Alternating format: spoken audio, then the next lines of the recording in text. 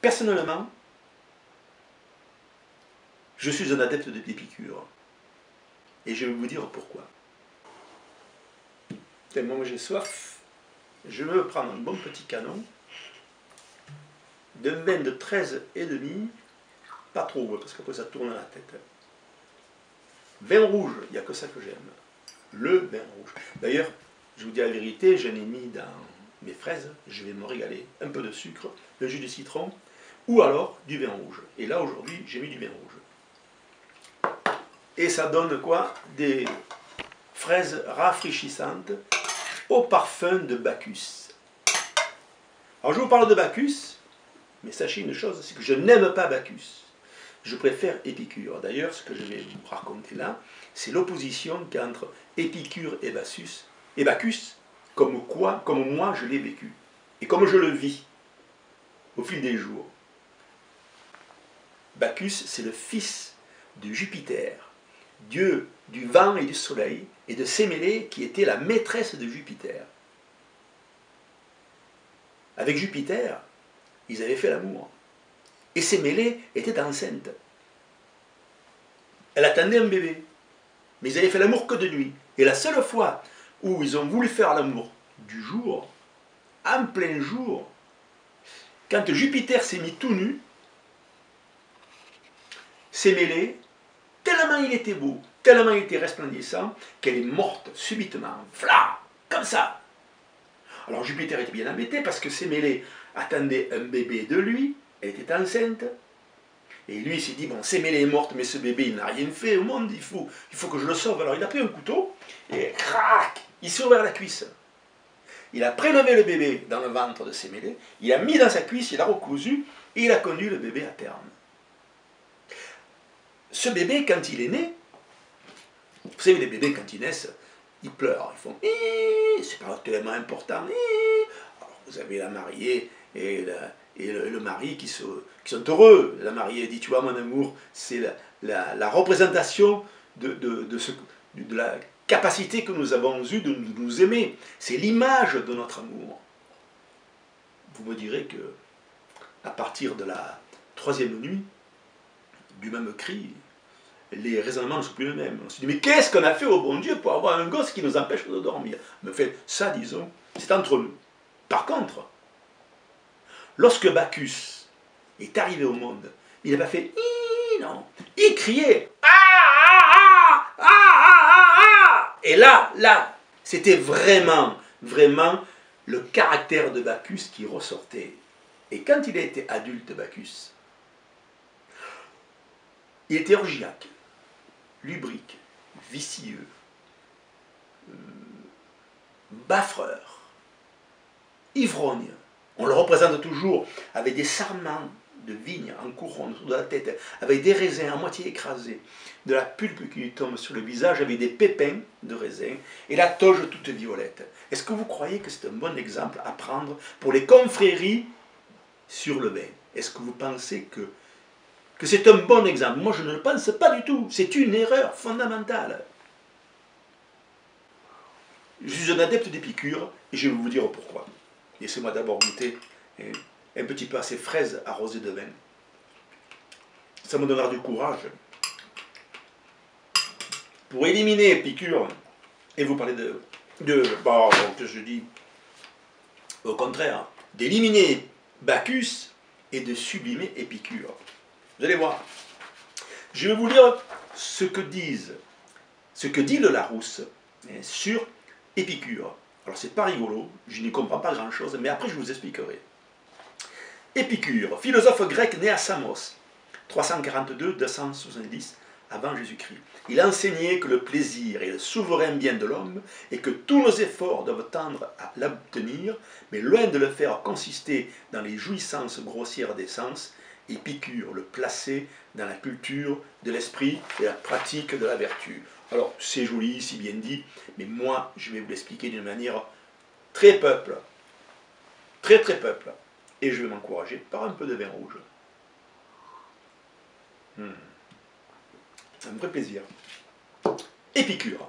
Premier exemple, 3 exemples, j'ai à vous donner, pratiques, pour vous expliquer qui est Épicure. Épicure, à la fin de mois, à la fin du mois, il n'a pas de sous. Qu'est-ce qu'il fait?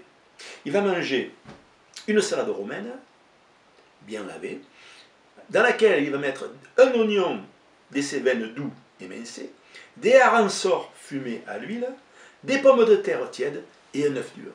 Et il va faire un repas formidable pour pas 3 fois 3 sous. Maintenant, Épicure a des sous à la fin du mois. Il ne va pas continuer à manger des harensorts. Qu'est-ce qu'il va faire? Il va acheter une belle côte de bœuf. Il va la mettre à 90 degrés dans le four pendant 20 minutes. Comme ça, elle va être brûlante sur toute l'épaisseur. Et s'il la fait saignante, quand elle sera dans son assiette, elle sera chaude de partout. Et dessus, soit il a ramassé des cèpes frais la veille, il se fera une poêlée de cèpes avec un peu de crème et de l'ail et du persil, ou alors encore mieux, du beurre ramolli, manié avec une truffe hachée au couteau, avec un petit peu de sel de Guérande. Vous voyez, les petits grains de sel un petit peu craquants et un peu gros. C'est délicieux. Et là, vous avez mangé une bonne côte de bœuf. Ça, c'est Épicure comme je l'aime. Oui, j'en suis tellement ému que je renverse ma cuillère. Épicure, mon boulanger, deuxième exemple, mon boulanger, Équerre, était un épicurien. Je me souviens, j'étais gamin, j'avais 17 ans, et c'était dans mon village natal, à Mazan, dans le Vaucluse, au pied du Ventoux. Eh bien, j'allais chez mon boulanger pendant les vacances scolaires. C'était le matin à 6 heures de bonne heure, pour la dernière fournée. Il y avait bien un boulanger, il y avait 2 boulangers même, en haut du village, près du mas de mes parents, Donnier et Jurand. Mais moi, je préférais chez Équerre. Parce qu'à 6 heures, j'arrivais. En rentrant à gauche, il y avait 5 ou 6 vieux, insomniaques, qui étaient là pour discuter, passer le temps. Et quand je rentrais dans la boulangerie, il y avait un genre de petite poussière, vous savez, de farine par terre, de cendre, parce qu'ils faisaient le pain cuit au bois. Et moi, je m'assoyais sur un tas de sarments, les fagots. Et là, on regardait le boulanger qui prenait les pâtons dans le coton, hop, les versait sur la pelle, et d'un coup de pelle, hop, les mettait dans le four, et en avant. Et quand il avait fini de placer tous les pâtons, il fermait la porte du four, clac, et il s'assoyait. Et la discussion commençait au milieu des odeurs de bois, de farine et de pain qui commençaient à griller. La vie était belle. Il parlait en patois, et moi je ne parlais pas, je disais rien, j'écoutais. J'écoutais les anciens. Lorsque la cuisson était terminée, la femme d'Équerre venait prendre le pain, elle allait le vendre. Et Équerre, lui, qu'est-ce qu'il faisait? Il prenait un bon petit déjeuner et il allait se coucher jusqu'à 14 heures. À vous dire la vérité, à Noël, il réalisait des fougassettes. Alors c'est grand comme ça, c'est rectangulaire, avec des jours. Et c'est moitié, c'est entre la pâte feuilletée et la pâte à pain. Beaucoup de beurre, très peu salé. Alors quand vous la preniez, qu'elle sortit du four dorée, brûlante, vous aviez les doigts chargés de luisant. Et si je la retournais, il y avait des traces de cendre et de charbon de bois. Alors je me dépêchais d'arriver chez moi et je buvais un grand bol de café au lait avec du lait de chèvre de mes grands-mères. Un lait épais, un lait riche. La saveur du café, de ce lait de chèvre et de la fougassette, je devenais amoureux de mon boulanger. On retourne à la boulangerie. On a laissé Équerre qui était en train de dormir. Et il se réveillait donc à 14 heures. Et à 14 heures, il prenait un bon repas. Puis, il se dirigeait vers la rivière, en prenant la rue basse, il y avait 40 mètres à faire. La rivière, c'est l'Ozon. Et l'Ozon coulait. Et au beau jour, il posait sa chaise de camping à ras de l'Ozon. Et il ne faisait rien. Il lisait le journal. Puis une fois qu'il avait lu, il le pliait. Puis une fois que le journal était plié, il regardait l'eau. Vous me direz, mais qu'est-ce qu'on peut voir dans une rivière? Eh bien, des quantités de choses que lui et Équerre regardaient, voyaient. Une motte herbeuse qui se détachait de la rive, hop, qui partait dans le courant, qui se désagrégeait. Une truite fario qui se faufilait à la recherche d'insectes. Tchouf! Un canard qui s'envolait. Une poule d'eau toute fière, qui cherchait de quoi manger, picotait sur le rivage. un râle qui se faufilait, des roseaux qui suivaient le vent, et avec dessus une belle toile d'araignée, une araignée au centre qui attendait que les mouches se tapent dedans pour pouvoir s'alimenter. Des quantités de choses à voir. Et puis de temps en temps, quelqu'un s'arrêtait pour parler à Équerre, et il prenait son temps. C'était ce qu'on appelle un épicurien. Ce qu'il faut que vous sachiez, c'est qu'Équerre a eu une belle mort. Exactement comme un capitaine de bateau, quand celui-ci coule après un accident. Le capitaine reste sur son bateau et meurt avec le bateau. Bien, Équerre, à sa dernière fournée, à 6 h du matin, je n'étais pas là, malheureusement, en ayant mis sa dernière pelletée de pâton, est tombé raide mort, une crise cardiaque, à genoux. Imaginez-vous, à genoux, là, devant son four, comme une prière. Son fils, par hasard, était en vacances. Il a pris, il a porté dans son lit, il a appelé le curé, il a appelé le docteur. Et il a eu l'idée de terminer la fournée. Il a sorti le pain grillé et il en a gardé 10 qu'il a mis de côté. Et 2 jours après, tout le village, chrétien pas chrétien, a communié avec le pain que le curé a accepté de consacrer exactement comme des hosties. Donc ça vous montre bien l'importance d'un boulanger dans un village et l'union qu'il peut y avoir autour du pain, et l'amitié, et l'affection, et la vie d'un village. Mon boulanger, si après ça c'est pas un épicurien, je ne comprends plus rien. Le troisième exemple, alors là, je bois un canon, parce que vous allez voir, c'est pas piqué des verres. Épicure et les femmes. Je sens que votre intérêt est accru. Je mange une petite fraise, ça me donne du courage aussi.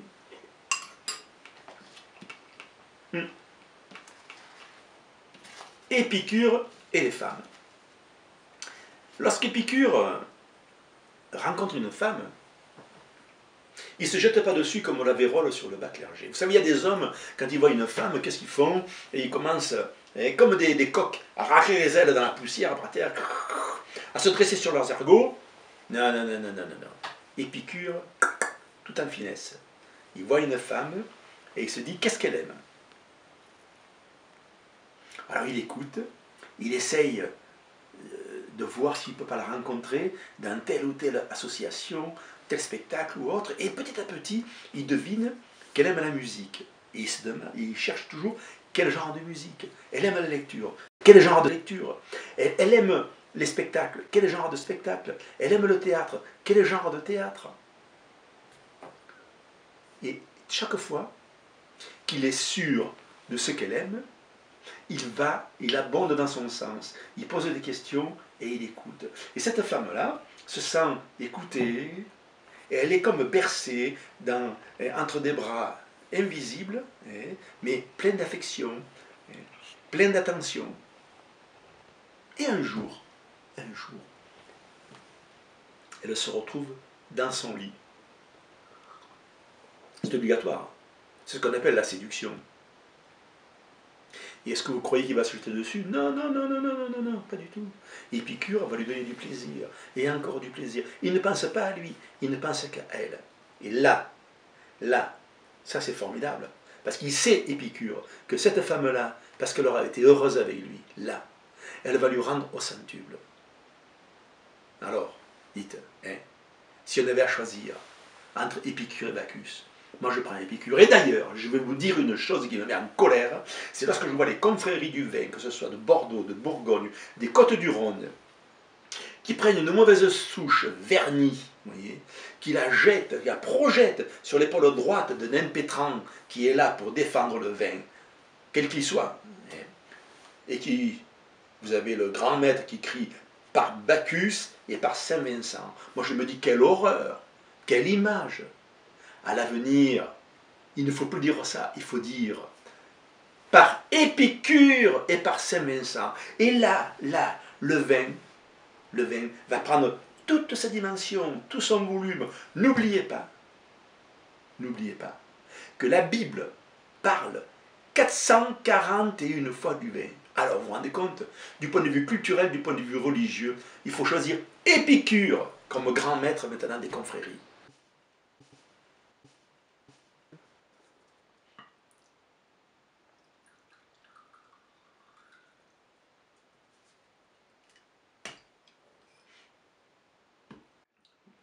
Vous avez compris. Vous avez compris qu'en définitive, je n'aime pas Bacchus, mais que j'adore Épicure. Avec moi, si vous voulez, criez vive Épicure. Vous êtes prêts? On y va? Vive Épicure. On y va? Vive Épicure!